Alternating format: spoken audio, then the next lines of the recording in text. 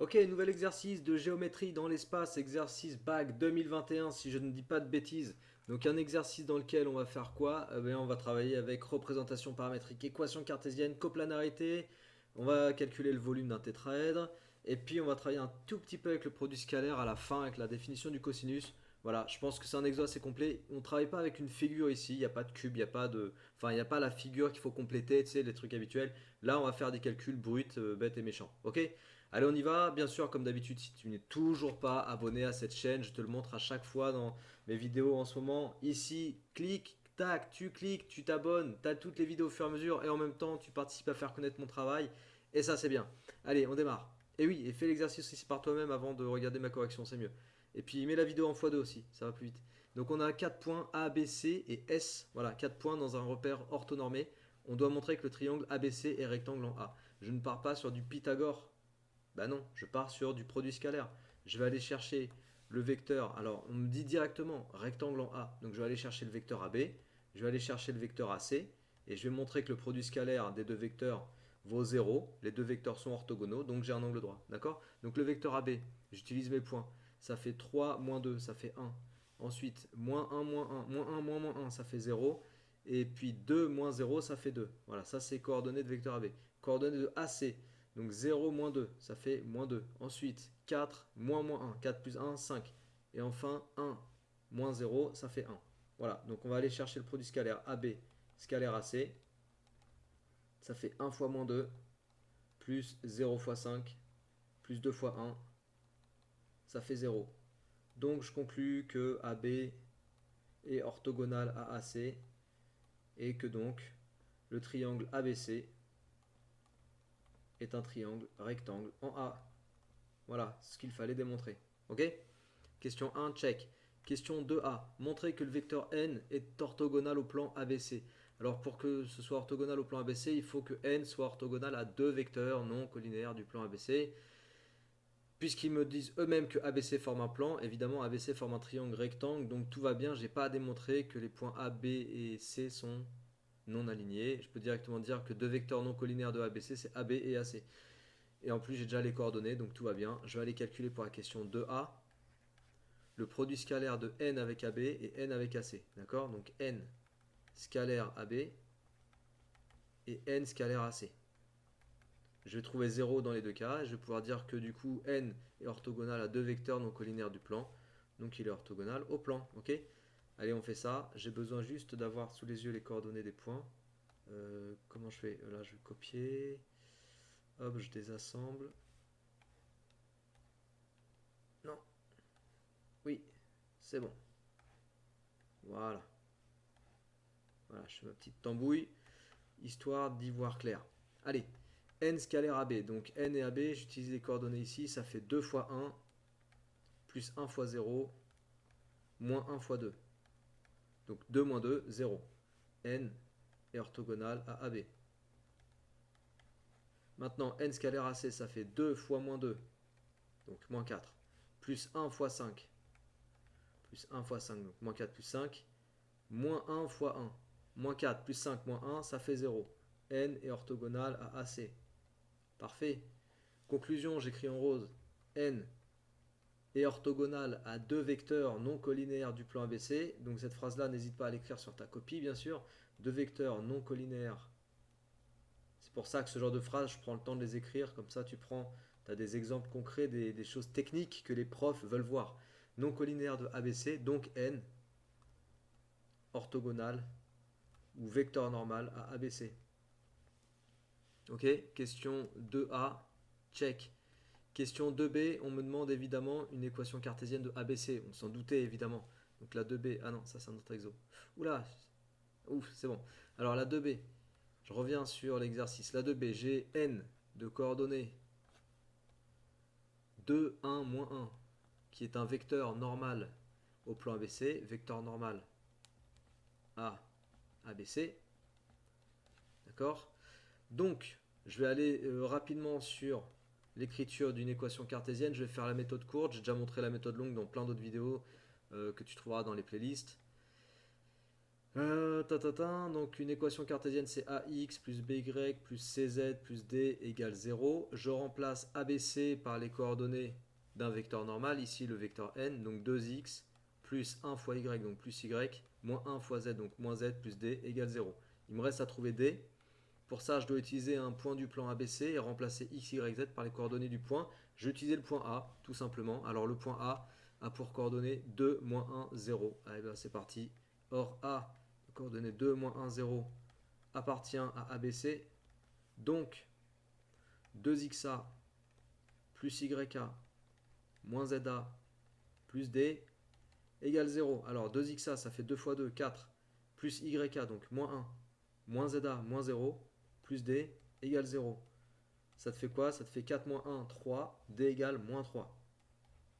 Voilà, et donc tu peux recopier l'équation cartésienne du plan ABC en remplaçant D par moins 3, et ça répondra à la question. C'est bon? ABC 2x plus Y moins Z moins 3 égale 0. Voilà, on a répondu à la question. Allez, check. Montrer que les points A, B, C et S ne sont pas coplanaires. Alors il y a plusieurs méthodes. Je peux effectivement partir avec les vecteurs AB, AC, AS, essayer de démontrer que les trois vecteurs ne sont pas coplanaires parce qu'il n'y a pas de combinaison linéaire avec les trois vecteurs, etc. Ou bien je peux prendre les coordonnées du point S, 0, 1, 4, et montrer que les coordonnées de S ne vérifient pas l'équation cartésienne de ABC. Donc question 2C, moi c'est ce que je vais faire. Donc S a pour coordonnées 0, 1, 4. Je vérifie, oui. Or, 2 fois 0, plus 1, moins 4, moins 3, ça fait quoi ça? Ça fait 0, plus 1, moins 4, moins 3. Et ça te fait moins 7, plus 1, moins 6. Ça fait moins 6, c'est différent de 0. Donc S n'appartient pas à ABC. Donc A, B, C et S non coplanaires. Qu'est-ce que t'en dis? Ça va ou pas? Si tu maîtrises pas ton cours sur ce chapitre-là, c'est compliqué, n'oublie pas. Tout ce qui est en lien avec la coplanarité, en lien avec la collinarité, en lien avec le parallélisme, les théorèmes du parallélisme, etc. Tout ça, faut que tu maîtrises. Faut que tu aies un bon visuel sur ce chapitre. C'est important, il y a beaucoup de matière dans ce chapitre. Et si tu te mélanges les pinceaux, c'est pas bon. C'est pas bon, il faut avoir un bon visuel du cours. Soit D, la droite orthogonale au plan ABC et qui va passer par S. On commence à voir une pyramide qui se dessine, là en l'occurrence ce sera un tétraèdre puisque base triangle. Et évidemment, on s'attend à ce qu'il nous demande de calculer les coordonnées, enfin les coordonnées, le volume du tétraèdre. Et oui. Donc effectivement, la droite D orthogonale au plan ABC qui va passer par S et qui coupe le plan ABC en H, on me demande les coordonnées représentation paramétrique de D et coordonnées de H. On va faire ça sur une autre page. Voilà. Et je vais faire un petit schéma pour illustrer la chose. Donc imagine qu'on ait le plan ABC, le triangle ABC comme ça. Le point S par là. Et en fait, qu'est-ce qu'on vient de te dire? On vient de te dire que j'ai une droite qui va s'appeler D, qui passe par S et qui est orthogonale. Voilà, elle passerait derrière. Voilà. Elle est orthogonale au plan ABC, donc à la base en fait. À quoi va nous servir cette droite? Cette droite va nous servir, en fait, cette droite va nous servir à déterminer euh, les coordonnées du point d'intersection avec le plan. Donc ici, ce sera le point H. Tu vois, là, c'est pour comprendre en fait la maîtrise, avoir la maîtrise de la stratégie de l'exercice. On m'amène. C'est important de faire ces petites pauses parce qu'il faut que tu comprennes où est-ce qu'on t'amène. On t'amène petit à petit. Je me rends compte que c'est pas trop perpendiculaire, hein, c'est un peu moche là. Attends,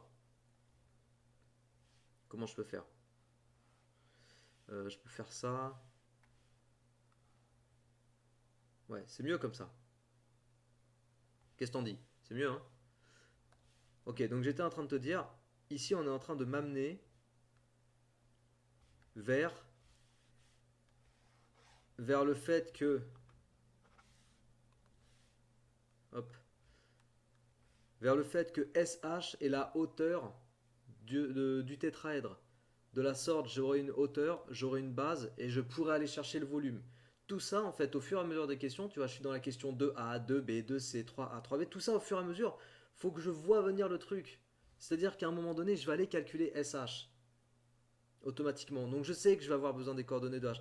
Plus tu maîtrises la stratégie de l'exercice, plus tu maîtrises l'enchaînement des questions, plus tu es à l'aise dans les questions qu'on te propose de résoudre. Et plus tu sais les résoudre. Représentation paramétrique de la droite D.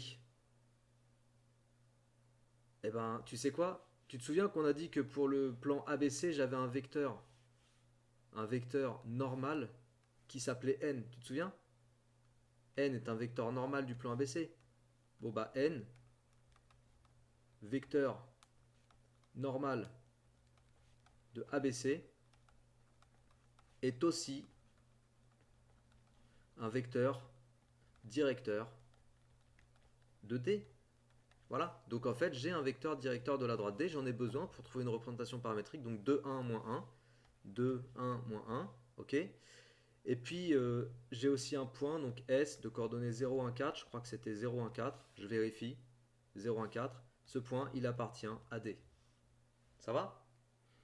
J'ai un point, j'ai un vecteur directeur, donc je vais pouvoir trouver une représentation paramétrique de la droite D. Je vais le faire en mode rapide, c'est-à-dire en utilisant directement les coordonnées des points et les coordonnées du vecteur directeur.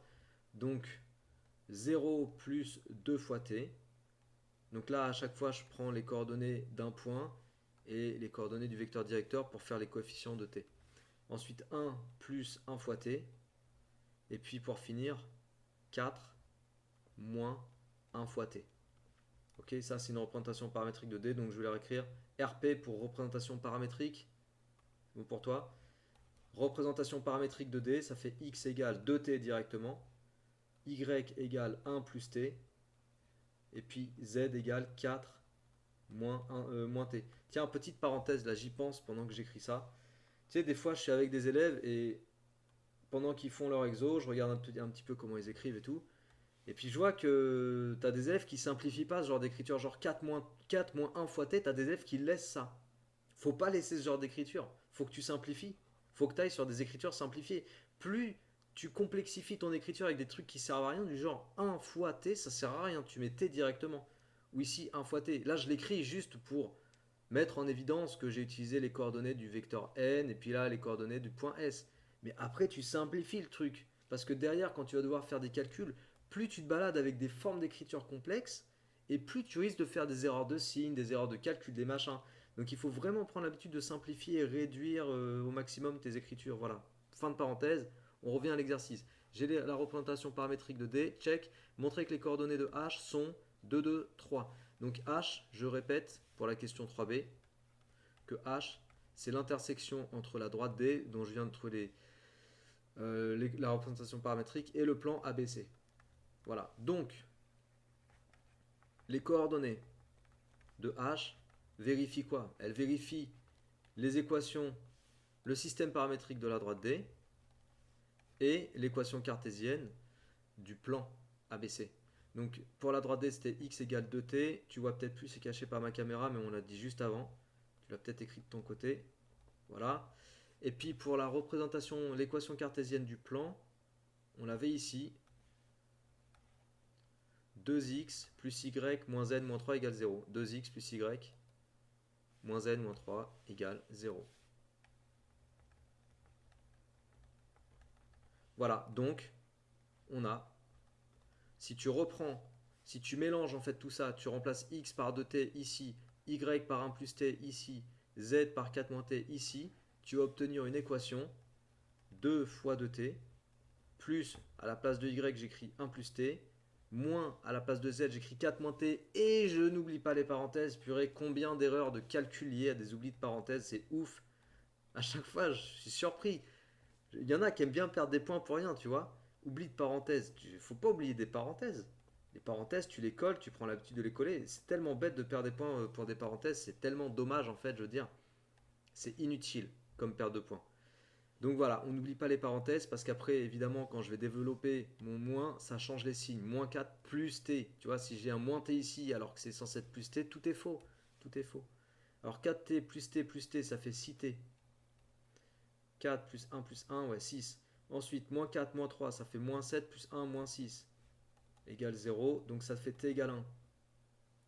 Pareil, il faut être rapide sur les résolutions de tête et tout ça, quoi.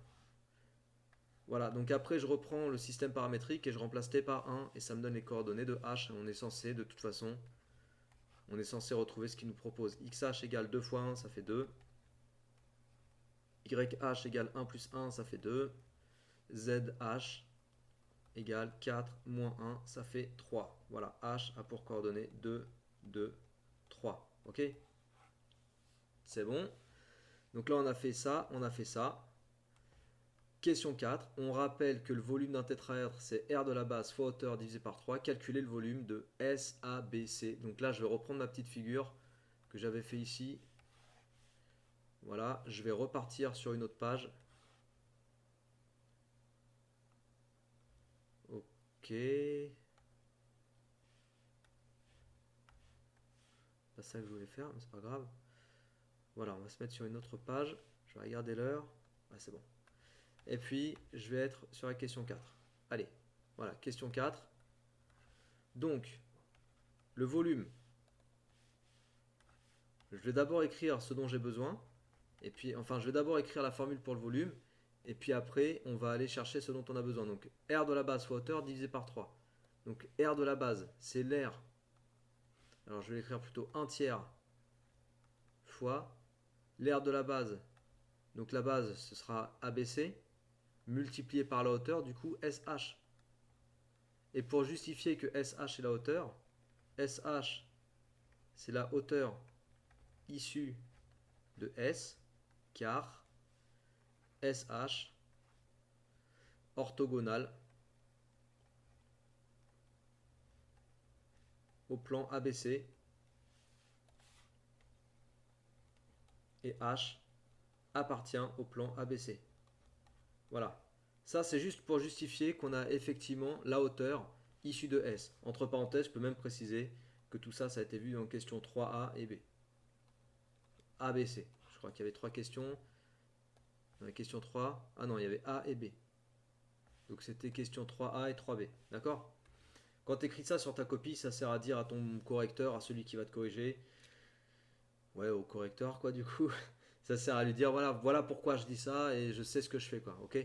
Donc on a besoin de connaître l'aire de ABC et la distance SH. Ça veut dire quoi? Ça veut dire que pour l'aire de ABC, je travaille avec un triangle rectangle. Donc ça fait AB fois AC divisé par 2. Je te rappelle l'aire d'un triangle.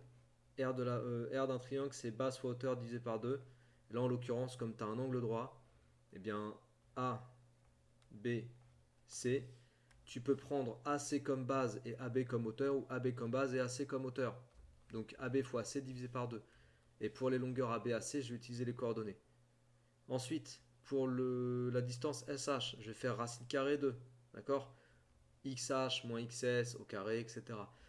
Ça signifie que j'ai besoin des coordonnées de AB, vecteur AB pour trouver sa norme, vecteur AC, de S, je crois que c'était 0, 1, 4, et puis H, c'était 2, 2, 3, pour tout retrouver. AC, AB, ça j'avais fait ça tout à l'heure. Donc AB c'était 1, 0, 2. Et AC, regarde avec moi, c'était moins 2, 5, 1. T'as vu? Moins 2, 5, 1.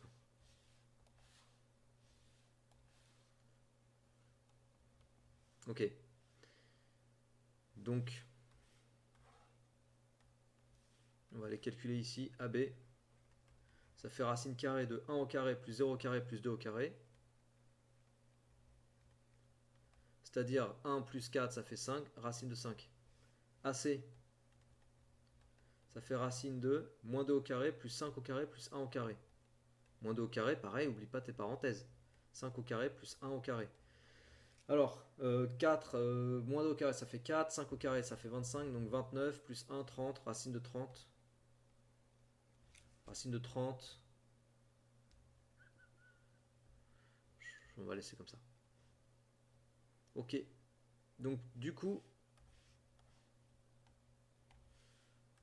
ça nous fait racine de 5 fois racine de 30 sur 2.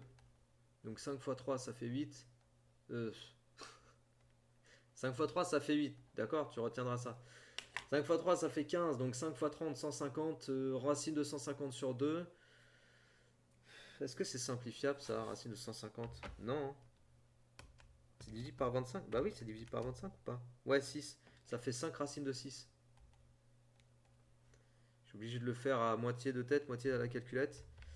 150, c'est 25 fois 6, donc 5 racines de 6. Voilà, sur 2. Et là, c'est pas simplifiable. Je vérifie juste, histoire de ne pas dire de boulette. Et 5 fois racine de 6 divisé par 2, c'est pareil. Ok. Hop. Bon, après, si tu as des calculettes récentes et tout, ça te fait le résultat directement. Alors là, je viens d'encadrer l'aire de ABC, t'as vu? Je viens de calculer l'aire de ABC. Maintenant, il me faut la hauteur SH. Et après, je ferai un tiers de l'aire de ABC fois SH. Donc pour la hauteur SH, j'utilise ça. Ça fait racine carrée de 2 moins 0 au carré, donc 2 au carré, plus 2 moins 1 au carré, donc 1 au carré, plus 3 moins 4 au carré, donc moins 1 au carré. Donc au final, 4 plus 1 plus 1. 6. Racine de 6. Bon, bah du coup le volume de SABC, ça nous fait 1 tiers fois 5 racines de 6 sur 2 fois racine carrée de 6. Donc 1 tiers fois 5 fois 6 sur 2. Ah bah c'est cool, ça simplifie bien tout ça. Ça fait 5. Ça fait 5 unités de volume. On écrit unité de volume. Ouais, c'est bon? C'est pour éviter d'écrire juste 5 comme ça. C'est un peu brutal. Allez, c'est bon. Calculer la longueur SA, on indique SB égale racine de 17, en déduire une mesure de l'angle ASB approché au dixième de degré. Donc SA, j'ai besoin de A et de S. Ouais, je vais faire ça sur... allez, je vais ouvrir une page ici. Donc question 5. J'ai A 2 moins 1, 0. J'écris les coordonnées. Si tu as besoin de la fiche synthèse pour avoir un visuel bien clair sur ce chapitre-là, tout ça c'est sur mon site, hein, fiche synthèse, vidéo synthèse. Il y a tout ce qu'il faut, tu as les liens en descriptif. 0, 1, 4. Les fiches synthèse sont vraiment claires sur le chapitre droite, vecteur droite et plan de l'espace, et chapitre orthogonalité aussi. C'est un bon résumé. Donc 2 moins 1, 0 et 0, 1, 4. C'est bon. Donc je vais calculer AS ou SA. Racine carrée 2. 0 moins 2 ou 2 moins, je vais faire 2 moins 0, ça fait 2, 2 au carré. Moins 1, ça fait moins 2, donc plus moins 2 au carré. Et 0 moins 4, ça fait moins 4, donc plus moins 4 au carré. Attends, tout à l'heure, j'espère que j'ai pas dit de boulette justement. Excuse-moi, je vérifie juste un truc. Je connais, j'ai pas fait cet exercice, donc je vérifie juste que j'ai pas fait de boulette au niveau du calcul. Je suis désolé. Ouais, c'est bon. Bah, je pensais à un autre truc, et puis voilà, bref. Alors, du coup, racine de 2 au carré, ça fait 4. Moins 2 au carré, ça fait 4. Et 4 au carré, ça nous fait 16. Donc on est sur du 24. Racine de 24, AS. Euh, on peut modifier. On peut modifier ça puisque ça te fait du 4 fois 6. Donc racine de 4, ça fait 2 racine carrée de 6. Voilà. Bon, et puis pour la dernière question, donc on a SB qui vaut racine de 17. SB égale racine de 17. Et on nous dit calculer l'angle ASB. Donc imagine on est comme ça avec A. Non, pardon. Donc S ici au niveau du sommet, AB. Et bien pour faire ça, en fait, on va utiliser quoi pour l'angle ASB pour cet angle-là? Bah, tu vas utiliser le produit scalaire SA scalaire SB. Scalaire SB, ça fait quoi? SA scalaire SB.